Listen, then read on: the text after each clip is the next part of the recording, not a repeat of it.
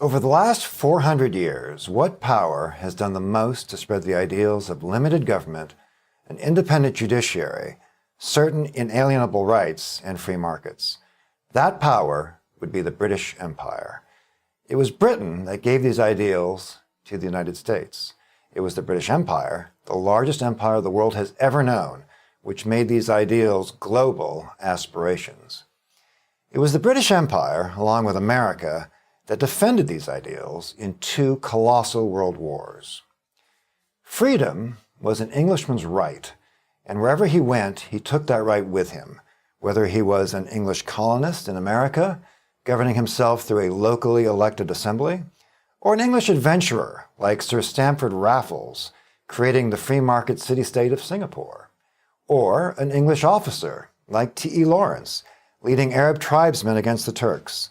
The British always thought of themselves as liberators, as bringers of freedom. The British believed the final and necessary justification of their empire was a moral one. The British kept the peace. They brought sound, honest administration.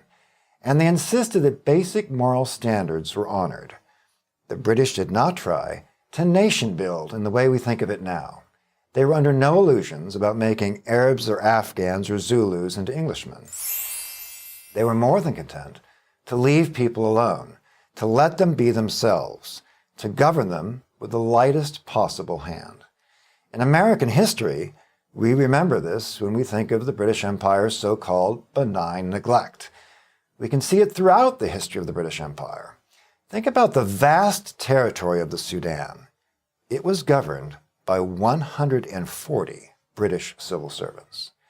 Even Gandhi praised the British Empire, paraphrasing Jefferson, saying that he believed that the best government was the government that governed least, and that he found that the British Empire guaranteed his freedom and governed him least of all. In the defense of freedom, the empire drew moral lines. No power did more to abolish slavery and the slave trade in the modern world than did the British Empire. The British Treasury spent enormous sums to liberate slaves and compensate slave owners in the Caribbean. The Royal Navy had as a primary duty the eradication of the slave trade, and in fact abolishing the slave trade became a major factor driving the expansion of the British Empire. The British enforced a Pax Britannica, putting down pirates, taming headhunters, and keeping the peace between previously warring tribes and religions. While respecting and often ruling through local leaders, the British still insisted on certain Judeo-Christian moral standards. They were not, in that respect, multiculturalists. They had a firm sense of right and wrong. When Sir Charles Napier was confronted by the practice of suttee, widow burning, in India, he told the Brahmin priests involved that he understood it was their custom. But the British had a custom too. They hanged men who burned women alive, and their goods were confiscated. So if the Brahmins insisted on continuing their tradition of widow burning, then he would insist on following his British tradition of hanging the murderers of widows. Widow burning in India soon ceased.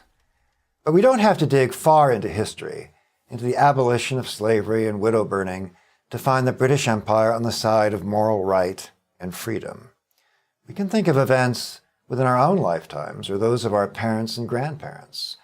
When we think of the two deadliest threats to freedom in the 20th century, we generally think of communism and Nazism.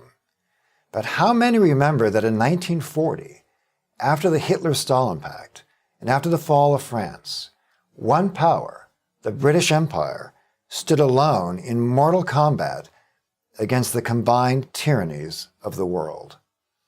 Even where the British have merited criticism, as in Ireland, there is more to the imperial story.